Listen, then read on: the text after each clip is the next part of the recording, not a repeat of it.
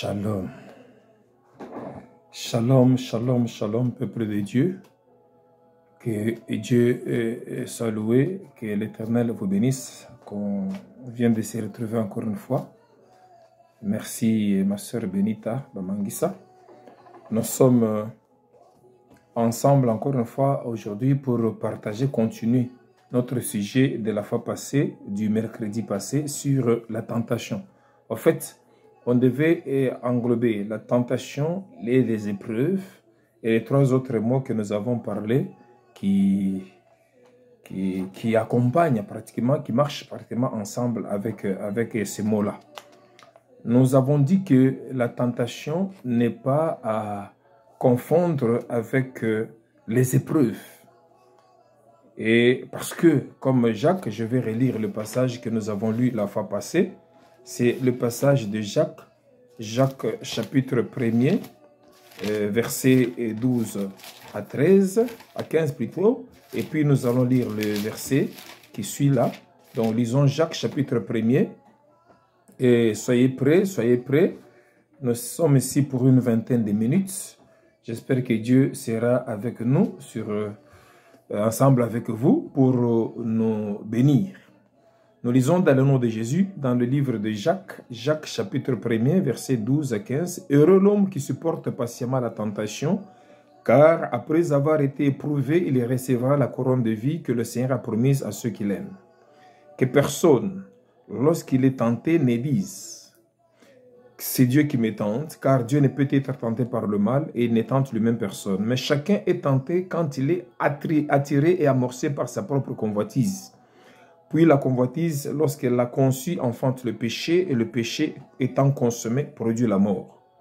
Alors, au verset 2, Jacques dit, toujours du premier chapitre là, « Mes frères, regardez comme un sujet de joie complète les diverses épreuves auxquelles vous pouvez être exposés, sachant que l'épreuve de votre foi produit la patience. Mais il faut que la patience accomplisse parfaitement son œuvre, afin que vous soyez parfaits et accomplis sans faillir en rien. » Alors, nous avons dit que la tentation, nous parlons de la tentation et l'épreuve, mais la tentation ne vient pas de Dieu. La tentation ne vient pas de Dieu, elle vient du diable. Mais dans la tentation, il y a les épreuves. Alors, nous avons parlé de 5 mots très importants qu'un chrétien, un serviteur, un enfant de Dieu devrait savoir. Quand on parle de la tentation, on doit directement parler aussi des épreuves. Et quand il y a la tentation et les épreuves, nous parlons aussi de la conversion. De la conversion, parce que ce sont des mots qui se collent. Hein? La conversion qui s'attache à la repentance et à la confession. Parce que ce sont des mots qui compliquent un peu beaucoup d'enfants de Dieu par rapport à leur foi, par rapport à leur marche avec le Seigneur. L'Écriture, comme nous avons dit la fois passée, dit que la tentation ne vient pas de Dieu, mais du diable. Elle vient pour nous faire tomber, pour nous faire rater le salut, et aussi pour, merci Trésor Mzengi, et aussi pour nous faire rater la bénédiction de Dieu. Et pourtant, il y a de l'épreuve dans la tentation par rapport à ce que le Seigneur nous a montré hier. Nous avons dit que, c'est pour ça que Jacques dit que nous devons considérer ou regarder cela comme un sujet de gloire. Là, c'est un sujet de gloire, de joie plutôt. Là, c'est en ce qui concerne les épreuves. Les épreuves sont permises par Dieu pour éprouver et tester notre foi. Par contre, la tentation vient du diable pour nous éloigner de Dieu, pour nous pousser à ne pas croire en Dieu, pour nous faire rater le salut et la bénédiction de Dieu. J'ai donné un exemple d'épreuve. L'Écriture dit que Dieu mit Abraham à l'épreuve. Lorsque, après avoir entendu 25 ans, Dieu lui a donné le fils qu'il lui avait promis. Après lui avoir donné ce fils-là, il a un peu grandi. Et puis Dieu vient encore pour mettre Abraham à l'épreuve. Il n'a pas tenté Abraham, mais il a mis simplement à l'épreuve pour voir si Abraham continuerait à aimer Dieu, à marcher avec le Seigneur. Donc, Abraham était mis à l'épreuve par le Seigneur, mais il n'était pas tenté par Dieu. Alors, tout le monde peut se repentir. Là, nous quittons la tentation pour venir d'abord dans la conversion et la repentance. Après, nous allons rentrer dans la tentation pour comprendre comment elle est. OK? Bon. Nous avons dit que c'est pour cela, quand quelqu'un vient au Seigneur, il s'est converti à Dieu. Il s'est converti pour marcher avec Dieu. Mais, vous allez m'excuser, il y a un peu une petite blessure ici. Il s'est converti à Dieu. Quand il s'est converti, il est obligé de se repentir, de venir à Dieu en se repentant. Ok? Il vient pour se repentir. Donc, c'est pourquoi la conversion est le fait de changer. Nous ne devons pas confondre la conversion avec la tentation. La conversion est le fait, n'est-ce pas, de changer de voie, de changer de chemin, de mode de vie. Et peut être accompagné par la repentance, de la repentance ou non. Pourquoi? Parce qu'il y a des gens qui se sont convertis sans pour autant se repentir. Ils ont juste changé de direction. Au lieu d'aller au night club, hôtel, etc., ils ne vont plus, mais ils ont changé. Mais leur night club, leur bar, tout ça, sont toujours dans leur cœur. OK? Excusez-moi, il y a quelque chose ici. Alors, Dieu soit loué. La vraie conversion est celle qui s'est faite avec repentance. La vraie conversion est celle qui s'est faite avec repentance. C'est pourquoi souvent dans les églises, on fait passer les gens par la cure d'âme. Tout le monde peut se repentir, comme nous avons dit la fois passée, à part le diable. Tout le monde peut se repentir, mais à part le diable. Pourquoi? Parce que le diable ne peut pas se repentir. Même Dieu se repent. Même Dieu se repent. L'Écriture dit qu'il peut frapper et puis il se repent du mal qu'il a fait à ses enfants. OK? Donc la repentance est le fait de regretter. La repentance est le fait de regretter les gestes et les actes, paroles posées ainsi de coup. Du coup, nous voyons se dégager la tristesse. C'est comme nous avons dit la fois passée. La tristesse, elle est produite dans la repentance, mais elle doit actionner et être poussée par le Saint-Esprit. Donc la tristesse, selon Dieu, amène l'homme à la repentance. La tristesse influencée par le monde, les soucis de la vie, etc., produit la mort. C'est ce que l'Écriture dit. Tandis que la tristesse, selon Dieu, produit une repentance à salut dont on ne se repent jamais. Donc, on ne se repent pas d'avoir accepté le Seigneur et ainsi de suite. Ça, c'est juste le rappel que je suis en train de vous faire par rapport à ce que nous avons vu la fois passée. C'est pourquoi la repentance ne se fait pas par une prière que vous fait répéter un pasteur à l'église ou bien dans une campagne d'évangélisation en disant, voilà, répétez ce que moi j'ai dit, moi j'accepte le Seigneur, je refuse le diable et à partir de là, vous devenez enfant de Dieu. Non, ça c'est faux. La repentance se fait par une crise, c'est-à-dire que lorsque vous écoutez la parole de Dieu entre en vous, vous l'écoutez, vous la recevez, cette parole produit la tristesse par le Saint-Esprit. Et c'est cette tristesse-là qui va produire une vraie repentance à laquelle on ne se repentira jamais. C'est-à-dire qu'on ne regrettera pas d'avoir reçu le Seigneur dans sa vie. Gloire au Seigneur. Le diable nous tente pour nous faire périr et nous faire rater la bénédiction de Dieu. Comme nous avons dit la fois passée que Ananias et Saphira avaient été tentés par le diable pour qu'ils ne puissent pas avoir le salut, pour périr. Que Dieu soit loué. Que Dieu te bénisse, Maman Miesta, et que Dieu te bénisse, évangéliste et prophète Jonas. Donc, la tentation vient du diable, mais les épreuves sont autorisées par le Seigneur. La conversion, ce n'est pas la repentance. La conversion, c'est le fait de changer de voie, de changer de direction. Par contre, la repentance, c'est le fait de regretter le mal qu'on aurait fait. Alors là, il y a deux sortes de repentance. La repentance qui est produite par une tristesse du monde, ce n'est pas une vraie repentance. C'est quelqu'un qui regrette par rapport aux soucis du monde. C'est-à-dire qu'il vient chercher Dieu parce qu'il a des soucis. Mais il ne vient pas chercher Dieu pour le salut. Il a eu quelques problèmes, il a eu des échecs. Sa femme, je ne sais pas, l'a plaqué, ainsi de suite, ils viennent. Là, vous allez voir des gens qui viennent à l'église, mais des gens qui ne se repentent pas. Nous cherchons des gens, quand ils viennent à l'église, ils se répandent, ils viennent pour avoir le salut. Donc, l'apôtre Paul dit que la tristesse selon Dieu amène l'homme au salut. Mais la tristesse selon le monde, c'est une tristesse qui amène à la mort. Que Dieu soit loué, ce que Dieu vous bénisse.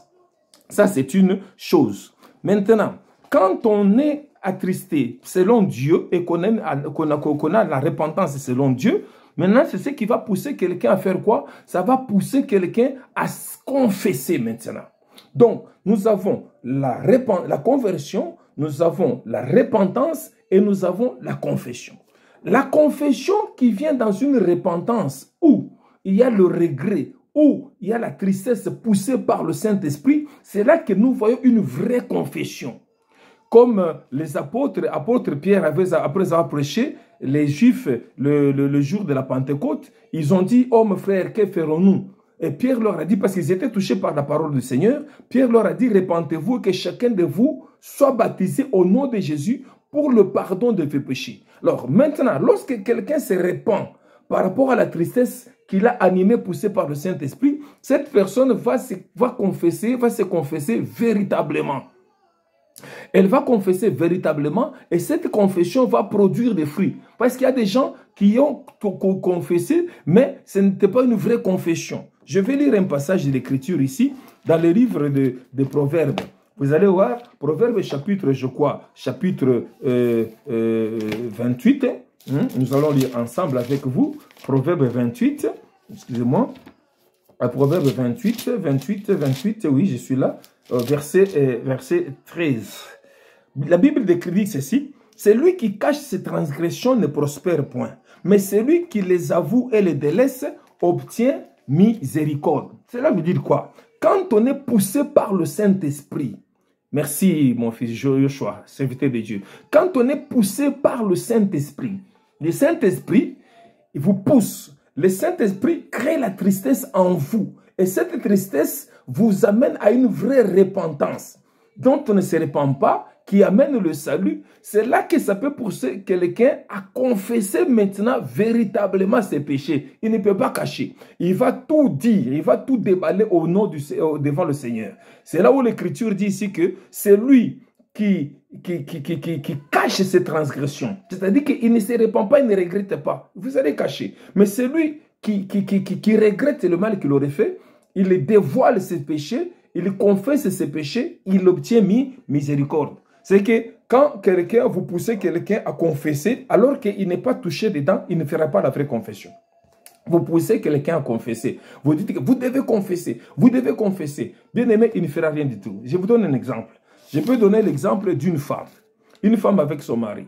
Une femme avec son mari, ils sont en palabre. Ils appellent un serviteur de Dieu qui vient, le pasteur dit, il juge le problème, il dit, non maman, vous avez fait du mal à votre mari. Vous pouvez lui demander pardon. Vous allez voir la femme, lorsqu'elle n'a pas de tristesse en elle, lorsqu'elle n'est pas poussée, lorsqu'elle ne s'est pas repentie de ça, c'est qu'elle ne regrette pas le mal qu'elle aurait fait à son mari, vous allez voir la femme dire au pasteur, ah, qu'il me pardonne alors. S'il pense que j'ai fait du mal, qu'il me pardonne. Ça, ce n'est pas une vraie confession. Donc, quand on vient à l'église pour confesser, pour se repentir, pour avoir la vie, il y a ces étapes-là qui doivent suivre. Vous avez la conversion, c'est-à-dire que vous ne partez pas, vous ne partez plus dans les endroits où vous partiez avant, vous commencez à aller à l'église. Et en allant à l'église, vous vous repentez par le Saint-Esprit qui a créé une tristesse qui vous a poussé à regretter le mal que vous aurez fait. Lorsque vous regrettez par une vraie repentance à salut, une vraie repentance qui produit le Saint-Esprit dans la tristesse, selon que nous avons lu la fois passée dans 2 Corinthiens, vous verrez que vous allez confesser véritablement vos péchés. Vous allez confesser véritablement vos péchés et Dieu va vous pardonner par rapport à ça. Ok? Maintenant, par rapport à la tentation, revenons à la tentation. Nous avons donné l'exemple de Pierre, de Caïn. Dieu dit à Caïn, lorsque Caïn était monté contre son frère, voulant le tuer, Dieu s'est approché de Caïn et elle a dit à Caïn, il a rappelé, il a parlé à Caïn, il a averti Caïn pour que Caïn ne tombe pas dans la tentation.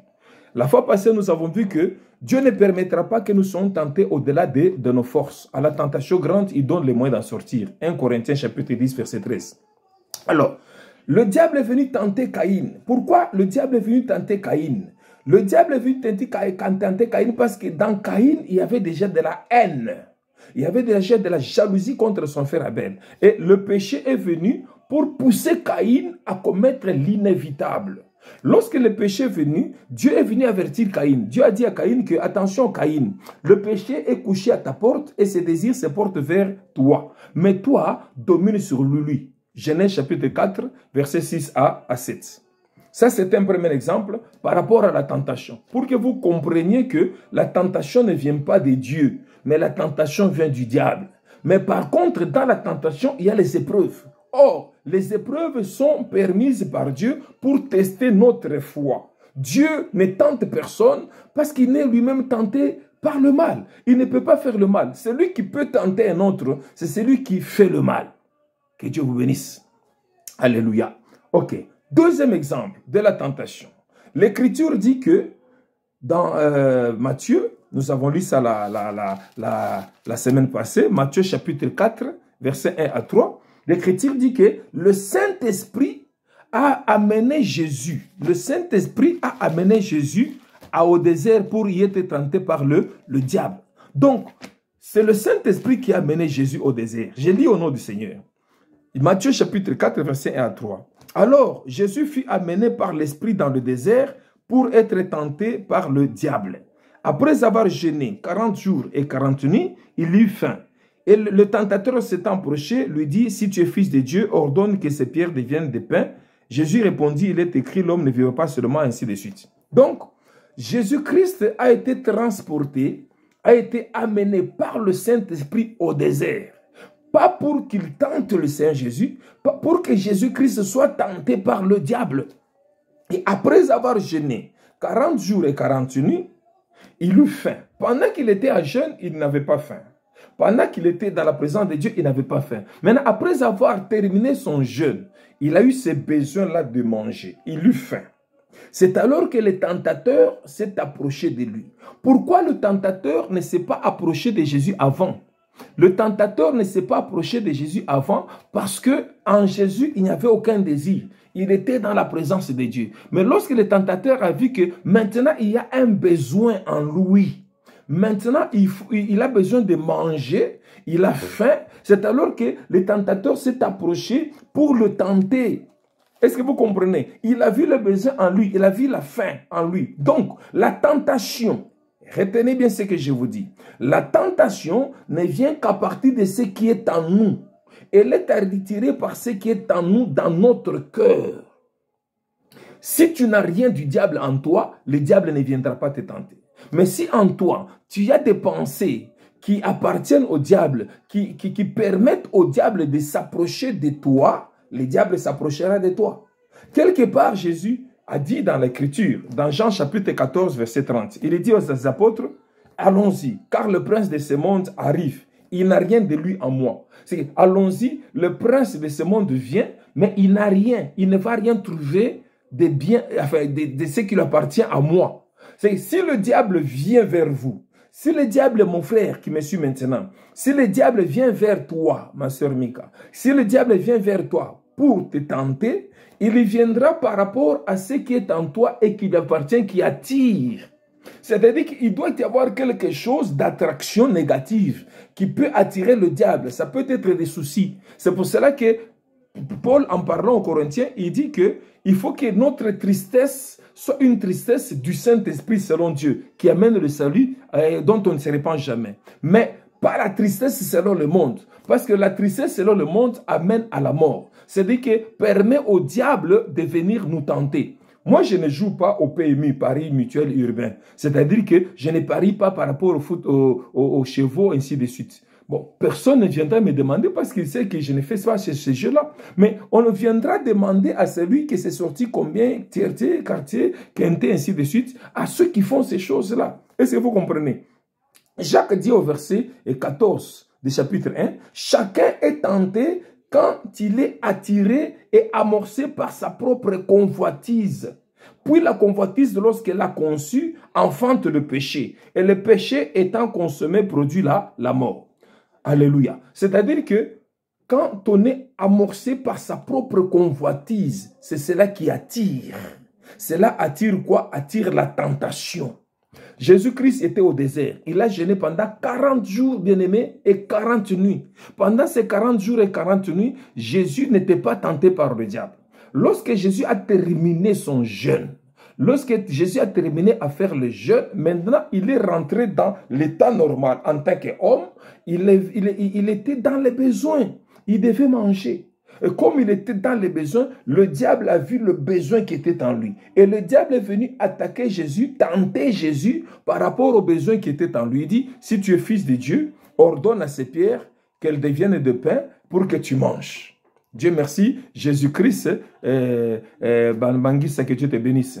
Jésus-Christ lui dit que l'homme ne vivra pas seulement de pain, mais de toute parole qui sort de la bouche de l'Éternel. Donc, Jésus était dans la parole. Bien aimé, pour ne pas tomber dans la tentation du diable, vous devez rester enraciné dans la parole.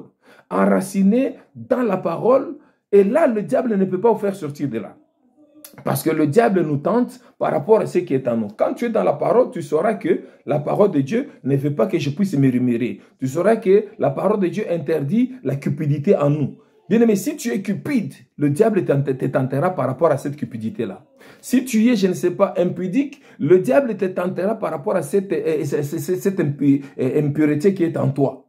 Si nous avons des besoins, c'est tout à fait normal. Mais les besoins ne peuvent pas dominer sur notre foi par rapport au Seigneur. C'est pour ça qu'un chrétien doit triompher sur tout. Vous devez être vainqueur en tout point de vue, de toutes choses. Le diable, voyant qu'il ne pouvait pas vaincre Jésus-Christ par rapport aux besoins qui étaient en lui et que Jésus était assis dans la parole, vous voyez, le diable a changé de méthode. Le diable l'a suivi sur le terrain où Christ l'a amené. Christ l'a amené sur le terrain de la parole. Christ lui dit que l'homme ne vivra pas seulement de pain, mais de toute parole qui sort de la bouche de l'Éternel. Alors le diable, voyant cela, il est entré dans la parole. Le diable connaît la parole, mais n'a même pas la pratique. C'est ça la différence.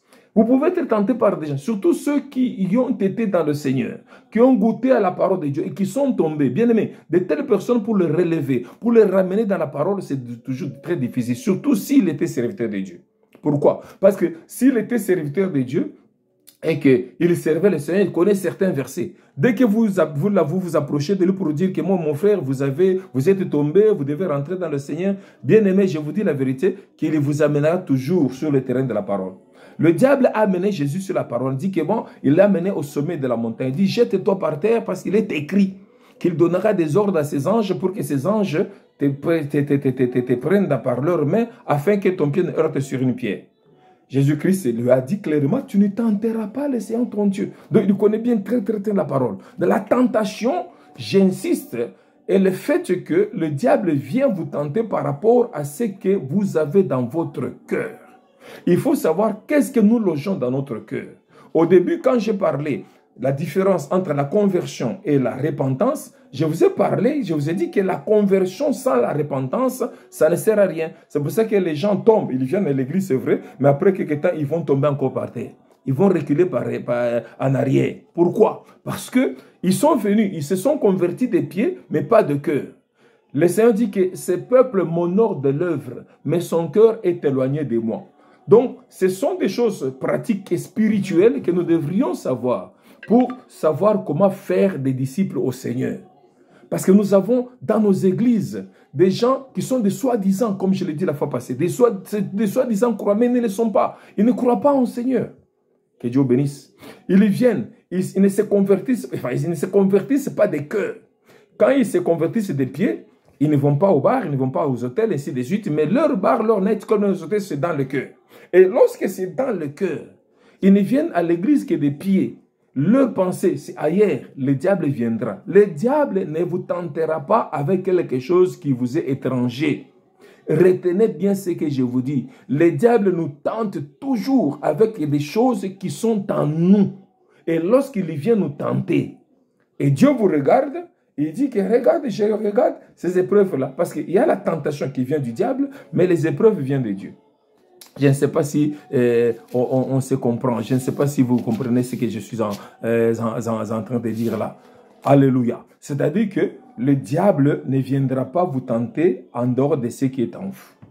Le diable vous tentera de ce qui est en vous. C'est pour ça que quand vous vous convertissez, il faut vous convertir avec la repentance. Et cette repentance se fera par une crise produite par le Saint-Esprit qui va amener une tristesse spirituelle qui vous amènera à confesser vos péchés comme il se doit. Jésus-Christ dit que si nous disons que nous n'avons pas de péché, nous nous séduisons nous-mêmes et la vérité n'est pas en nous. Mais si nous confessons nos péchés, il est juste et fidèle pour nous pardonner et nous purifier de toute iniquité. Je donne un autre exemple, l'exemple de Joseph, parce que nous sommes en train d'aller vers la fin. Joseph était un homme plein de promesses. Toutes les épreuves qu'il endurait, c'était par rapport aux promesses de Dieu dans sa vie. Comment peux-tu être plein de promesses sans combat? C'est ce que tu dois comprendre. Tu as des promesses, mais il faut savoir comment marcher avec les promesses de Dieu. Ou autrement dit, comment tu peux être plein de promesses sans épreuves dans ta vie. Voilà, les combats, ce sont les épreuves. Les épreuves, c'était pour affermir la foi, sa foi, la foi de Joseph, et apprendre à n'espérer qu'en Dieu et non aux hommes. Donc, les épreuves, quand elles viennent, c'est pour te pousser à avoir plus de foi et à ne croire qu'en Dieu, que moi, je ne peux faire confiance qu'en Dieu qui peut me libérer de toutes ces situations. Joseph, après avoir été vendu, pensait maintenant qu'il sera en paix. Mais le diable l'a poursuivi encore parce que le combat était tellement grand. Bien-aimé, je voudrais te dire, toi qui me suis maintenant, ma soeur Mabunga, toi qui me suis, ma soeur Bamangisa, je voudrais te dire que tant que la bénédiction est grande dans ta vie, le combat sera très grand. Alléluia. Le diable a poursuivi Joseph parce que le combat était par rapport à la grandeur de sa bénédiction. Tu vas me dire que voilà, je souffre, Dieu m'a abandonné, tout ça, c'est les gens. Non, non, ne regardez pas aux gens, je ne sais pas, à la famille qui peut vous aider, mais regardez au seul Dieu. Parce que les épreuves, c'est pour te faire voir qu'il n'y a que Dieu qui peut intervenir dans ta vie, mon frère, ma soeur. Ok? Malgré qu'il était harcelé par les combats, mais partout où il passait, les vents de bénédiction soufflaient par lui. Souviens-toi, toi-même, tu sens comme s'il y a le blocage. Mais partout où tu vas, ta présence seulement amène un autre vent. Ta présence amène la bénédiction. Ta présence amène la fraîcheur. Ta présence amène la bénédiction dans cette vie-là, la vie. Ce qui veut dire dans cette famille-là. Ce qui veut dire que Dieu, tu n'es pas loin de Dieu. Tu es avec Dieu. Toi-même, là, tu es une bénédiction. Mais la tentation et les épreuves viennent pour que tu puisses changer de chemin et que tu rates cette bénédiction-là. Joseph, partout où il passait, le vent de bénédiction soufflait par lui pour montrer que Dieu ne l'avait jamais abandonné. Si Dieu ne t'a pas laissé, pourquoi pleurer? Pourquoi se lamenter? C'est la question. Si Dieu ne t'a pas abandonné, pourquoi tu dois pleurer? Pourquoi tu dois te lamenter? Ne te lamente pas. Parce que les combats peut-être de ceux que nous lisons dans la Bible, des héros dans la Bible comme les Job, tout ça, toi tu n'as jamais connu le combat comme Job, comme Joseph. Vendu par ses frères, vendu comme esclave, trahi, ainsi de suite. C'est pourquoi le silence de Dieu, je suis en train d'aller vers la fin, c'est pour ça que le silence de Dieu n'est pas égal à son absence. Ne pense pas que si Dieu ne parle pas, parce que souvent nous les chrétiens, Dieu dit parle-moi. Parfois Dieu ne parle pas. Écoutez, Dieu parle quand il faut parler. Il y a des fois où tu sens que tu marches avec Dieu. Tu es en train de marcher. Comme quelqu'un avait témoigné, Dieu lui avait dit que quand tu sentais que je marchais avec toi, c'est-à-dire que je ne voyais pas d'obstacles devant toi. Mais lorsque tu ne me voyais pas, c'est moi qui t'ai porté. Je t'ai porté dans des moments difficiles, dans les moments de ténèbres pour que personne ne puisse te toucher. Et là, tu vas sentir comme si tu es seul. Mais malgré que tu as toujours senti que comme si tu étais seul, mais Dieu ne t'a jamais abandonné. Il te donne à manger. Il te donne à boire, il te donne le souffle de vie. Le silence de Dieu n'est pas égal à son absence. Voyant qu'il résistait aux épreuves, c'est alors que le diable est venu le tenter par la femme de Potiphar. Il a résisté d'abord aux épreuves, les critiques, les combats de sa famille, et ainsi de suite. Il a résisté. Écoute, si la tentation va venir dans ta vie, c'est parce que tu as résisté à certaines épreuves de ta vie. Et là, il y aura une tentation. Parce que la tentation, c'est pour te pousser à tomber et à rompre ton alliance avec Dieu. Le diable est venu le tenter maintenant par la femme de Potiphar. La femme a suivi Joseph pour le tenter. Oh, je vais te donner ceci. Ce sont des tentations avec des promesses fallacieuses du diable. Il va te dire que non, si tu acceptes de sortir avec moi, de coucher avec moi, je vais t'envoyer en Chine, je vais t'envoyer à Dubaï, je vais t'envoyer aux États-Unis, ainsi de suite, ainsi de suite. Ce sont les promesses trompeuses du diable dans la tentation pour nous faire tomber. Alléluia. On va t'acheter une maison, on va faire ceci, ainsi de suite. Ce sont des mensonges. Le diable vient nous mentir pour que nous puissions quitter la présence de Dieu. Avant de t'engager dans le travail, il y a beaucoup, même de chrétiens, vous savez ce que je suis en train de dire. Avant de l'engager au travail, oh, tu dois coucher avec le chef, ainsi de suite. Avant de t'aider, il faut que tu fasses ceci ou cela. Il faut que tu entres dans notre loge. Tout ça, c'est parce qu'il y a une bénédiction que tu ne vois pas et que le diable veut t'arracher. Le diable n'a rien de grand à nous donner plus que ce que Dieu a prévu pour nous. Je viens de te dire, ma soeur, mon frère, ce que Dieu va te donner, ce que Dieu a prévu pour toi, c'est plus grand que ce que le diable est en train de te proposer maintenant. C'est pour cela que tu dois résister à la tentation du diable. Tu dois vraiment résister. Joseph a refusé parce qu'en lui, il y avait la vision. Dieu lui avait montré déjà qu'il sera le chef de sa famille, qu'il sera un grand homme, qu'il sera un premier ministre, que toute sa famille s'agenouillera devant lui, s'humiliera devant lui. Joseph, quand il a refusé, c'est alors que la femme de Potiphar est venue pour mentir au sujet de Joseph. Elle représente le diable, cette femme-là, qui nous empêche d'être bénis, qui bloque notre bénédiction. Alléluia. Ah, que Dieu soit loué, que Dieu bénisse. Que Dieu bénisse, bien-aimé. Alléluia. Amen. Alors, le diable va te tenter. Tantôt, c'est ton chauffeur. C'est toi, toi qui es chauffeur, ta maîtresse ou bien ta patronne va te tenter. C'est peut-être quelqu'un que tu pensais qui va t'aider dans ta vie. Même de la famille. Parce que la bénédiction est là. Fais très attention. Partout où nous passons, le diable est à côté. Lui, Joseph, pour fuir la tentation, il a laissé il a laissé son vêtement. Il a laissé son vêtement pour se sauver. Maintenant, je voudrais te donner une petite révélation par rapport à ça. Peut-être Joseph, lui, il était tenté par la femme de Potiphar qui représentait le diable. Il était dans la maison de Potiphar. Il était dans la maison du diable. Peut-être aussi, toi, dans ta vie, tu n'as pas été dans la maison de Potiphar, mais tu as été dans un endroit où on va prendre des preuves, même si tu n'es pas tombé pour montrer que voilà, il était ici. Si tu as été chez le féticheur, tu as laissé, je ne sais pas, tes ongles là-bas, tu as laissé une partie de tes vêtements là-bas, tu as laissé, je ne sais pas, tes cheveux là-bas, il va prendre quelque chose de toi pour montrer. Elle est sortie, la femme de Potiphar, pour dire que Joseph voulait la violer. Il a montré. Voilà, sa chemise est là, sa tunique est là. Voilà, il a voulu. Et toi, je ne sais pas, peut-être qu'il y a quelque chose que le diable est en train de brandir dans le monde des ténèbres pour montrer que voilà, il est de mon côté. C'est pour cela que quand on vient à l'église, faites la vraie cure d'âme. C'est-à-dire qu'enlevez tout. Si vous avez déjà été chez le féticheur, si vous avez eu comme copain, je ne sais pas, un catcheur, un féticheur, il faut tout ça. Si vous êtes sorti avec tel, il faut confesser de tout ça. Quelle est ta chose qui est restée dans le monde des ténèbres avec laquelle le diable est tenté de trafiquer maintenant? C'est la question. Quelle est la chose que tu as laissée dans le monde des ténèbres que le diable est en train de trafiquer maintenant? Ton image. Quand tu es entré dans cet endroit-là, quand tu es entré dans ce bar-là, quand tu es entré dans ce night club, quand tu es entré telle place-là, ainsi de suite. Quelle est ton image qui est restée pour que le diable puisse profiter de ça? C'est pour ça qu'il y a certains prophètes qui voient beaucoup, ils peuvent même te dire que tu étais dedans. Oui, j'étais dedans, mais je n'ai pas fait. Le problème, c'est effacer ton image. C'est pour cela que l'Écriture dit, si nous disons que nous n'avons pas péché, nous nous séduisons nous-mêmes. Mais si nous confessons nos péchés, il est juste et fidèle pour nous pardonner et nous purifier de toute iniquité. C'est-à-dire que ton image ancienne là doit être purifiée pour que ton identité ne soit pas souillée. Écoutez, la tentation du diable vient avec beaucoup de conséquences malheureuses, néfastes dans notre vie.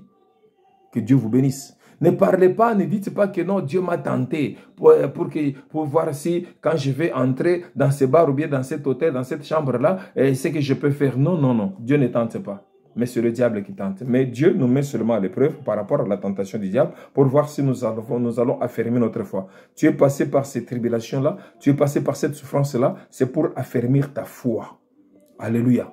Ta photo que tu as prise avec n'importe qui. Vous savez, Même prendre une photo avec quelqu'un. Tu peux prendre une photo et cette photo-là, la personne part, il va trafiquer cela avec le monde des ténèbres pour montrer que voilà tout ça. Je vous dis la vérité, nous devons être spirituels enfants de Dieu pour ne pas tomber dans les pièges du diable parce que les tentations, ce sont des pièges du diable. Tu as couché avec qui? Tu as laissé ta semence dans le monde des ténèbres. Maintenant, aujourd'hui, tu es malade, ainsi de suite, parce que tu ne sais pas. Qu'est-ce que tu as laissé? Ce qui t'appartient dans le monde des ténèbres. Ton argent. Tu avais donné l'argent à un féticheur, ainsi de suite. Par là, le diable est en train de trafiquer parce qu'il a vu que nous n'avons pas succombé à la tentation. Maintenant, le reste, il prend ce que nous lui avons laissé pour commencer à trafiquer avec ça que non, nous sommes avec lui. C'est pour ça que dans ta prière aujourd'hui, tu vas prier pour demander à Dieu d'enlever tout ce que tu aurais laissé dans le monde des ténèbres, dans ta relation avec quelqu'un de ce monde-là, en couchant avec quelqu'un de ce monde-là, dans tes relations avec, je sais, même les réseaux sociaux ici, maintenant, ils sont utilisés pour faire du mal aux gens. Le diable est en train de nous tenter par tous les moyens. Il faut fuir avec tout ce que tu es à toi. C'est pour ça que l'Écriture dit fouiller l'impudicité. Résister au diable, mais fouiller. Hein? Que Dieu soit loué, Joseph était innocent. C'est pourquoi il est resté là-bas jusqu'au soir. Le général l'a jeté en prison, c'est vrai. Mais quand on est innocent, on ne peut fuir comme ça. Quand on est innocent, quel que soit ce que le diable peut faire, Dieu nous délivrera toujours. Parce que ce ne sont que les circonstances de la vie. Mais notre position doit rester en tant qu'enfant de Dieu, en tant que serviteur de Dieu, et ainsi de suite. En tout cas, nous avons voulu terminer aujourd'hui par rapport à la tentation et aux épreuves, mais aussi par rapport à la conversion, la repentance et la confession. Quand quelqu'un a une vraie repentance, vrai bien-aimé, il va faire une vraie confession, une vraie plutôt confession. Mais quand tu n'es pas repenti, tu vas prier comme s'il n'y avait rien du tout. C'est pour ça que vous répétez les mêmes péchés. Ça fait 10 ans que vous avez commis ce péché-là, mais dans chaque prière, vous ne faites que répéter ça. C'est comme si vous ne croyez pas que Dieu vous a déjà pardonné. Parce que ce péché-là, quand il vit dans votre tête, dans votre pensée, il existe. Il attire le diable. Le diable essaie de vous dire toujours que non, vous êtes ceci, vous êtes ceci. Mais pourtant, Dieu vous a déjà pardonné. Quand Dieu pardonne, il oublie, il efface. Par son sang précieux, je prie pour tout celui qui m'a suivi aujourd'hui, les anciens péchés qu'il a déjà confessés sincèrement, que cela soit effacé au nom de Jésus et que le diable ne trouve plus une petite brèche pour t'attaquer. Dans le précieux et puissant nom de Jésus-Christ, nous avons prié ainsi. Que Dieu bénisse. Nous avons débordé, certes. Nous avons voulu que ce soit juste 25 à 30 minutes, mais nous sommes allés à 38. En tout cas, la semaine prochaine, on sera ensemble encore avec un autre sujet afin que nous puissions partager. Et je vous demanderai, vous qui me suivez, si vous avez des questions par rapport à ce que nous avons parlé, même aux autres enseignements, n'hésitez pas de nous écrire pour que prochainement nous puissions un peu vous expliquer ces choses. Que Dieu bénisse. Amen. Et à la prochaine. Merci beaucoup.